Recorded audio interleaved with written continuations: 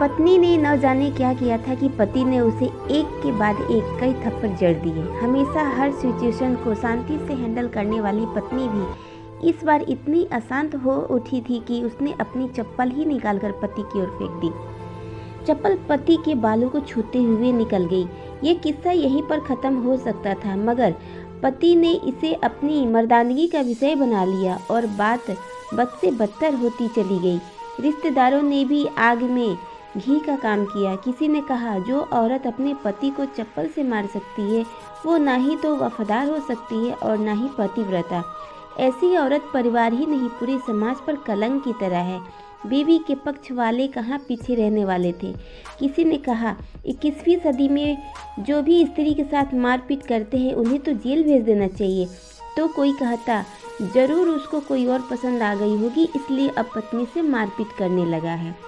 बात कोर्ट तक पहुंच गई। दोनों पक्षों ने एक दूसरे के खिलाफ केस फाइल कर दिया। पति ने चरित्रहीन होने का तो पत्नी ने दहेज और शारीरिक उत्पीड़न का आरोप लगाया।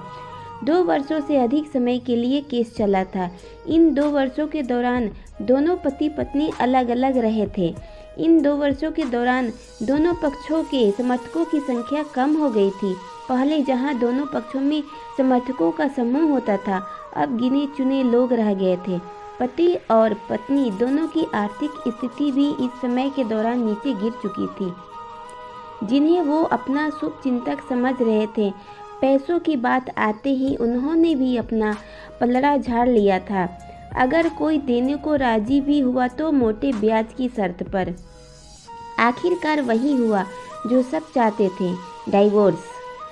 हर कोई खुश था कि दोनों पक्षों के रिश्तेदार, उनके माता पिता और दोनों के वकील। लेकिन 5 साल की सुखद शादी और एक सुंदर बेटी होने के बाद मिले इस डाइवोर्स से पत्नी मूक थी और पति शांत। शायद ये एक इत्तेफाकी था कि इस खुशी को मनाने के लिए दोनों पक्ष के लोग एक ही चाय की टपरी पर बैठे आमने सामने। इत्तेफाक इसलिए क्योंकि ज़्यादातर लोग एक दूसरे के विरोध पक्ष को सपोर्ट कर रहे थे। वे एक दूसरे को अच्छे से जानते भी नहीं थे। पति पत्नी भी इन सभी से दूर एक दूसरे के सामने मेज पर बैठे।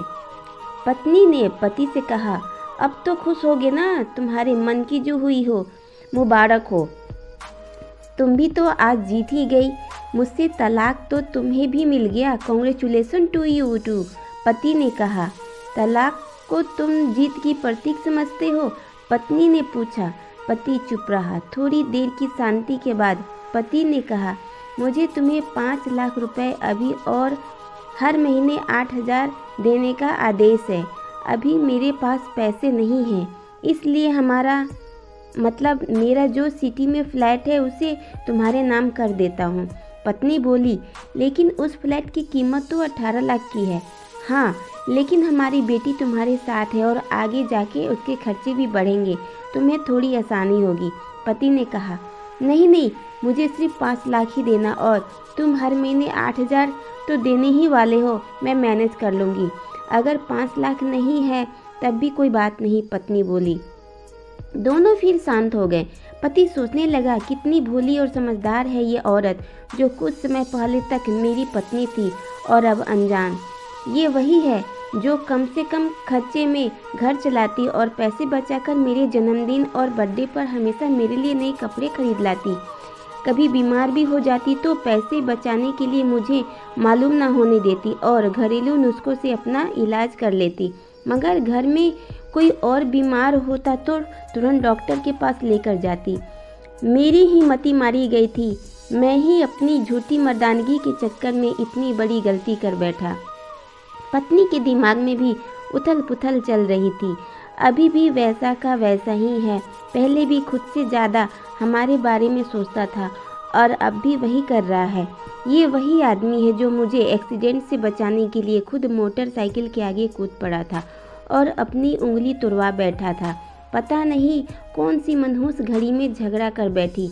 पति ने मौन तोड़ते हुए पूछा, अब तुम्हारे कमर का दर्द कैसा है? ज़्यादा तकलीफ तो नहीं होती? पत्नी हल्का सा मुस्कुराई और बोली, अभी भी होता है। अब तो पेट में भी क्रैम्प्स उठते हैं। वो तो होगा ही, तुम योगा या कसरत भी तो नहीं करती। अब किसी गायनेकोलॉजिस्ट को जरूर दिखा देना। पति ने कहा, तुम बताओ तुम्हारा अस्थमा कैसा है अब? क्या अब भी दौरे पड़ते हैं? पत्नी ने पूछा। हाँ पड़ते हैं, पहले से ज़्यादा, क्योंकि अक्सर इन्हेलर भूल जाया करता हूँ। याद दिलाने के लिए तुम जो नहीं हो अब, पति बोला। पत्नी की आंखों में आंसू आ गए। वो बोली, तुम्हें मेरी चरित्र पर सवाल नहीं उठाने चाहिए थे, तो ये परिस्थिति ही नहीं आती। हाँ मैं जानता हूँ तुम बहुत अच्छी हो, मुझसे गलती हो गई, बहुत बड़ी गलती। मैं लोगों की बहकावे में आ गया था, पति बोला। तुमने भी तो मुझ पर दहेज का इल्ज़ाम लगाया था, वो बोला। गलत था और इस बात का मुझे पछतावा भी है, पत्नी ने कहा। पति कुछ कहना चाह रहा था लेकिन हिचकिचा रहा था। पत्नी ने पूछा, कुछ कहना चाहते हो? वो बोला, क्या सब पहले जैसा नहीं हो सकता? क्या मतलब? पत्नी बोली, मतलब कि हम फिर से पहले की तरह पति पत्नी बनकर, सच्चे दोस्त बनकर नहीं रह सकते? पति बोला, पर ये डाइवोर्स की पेपर दिखाते हुए पत्नी ने कहा, फाड़ देते हैं।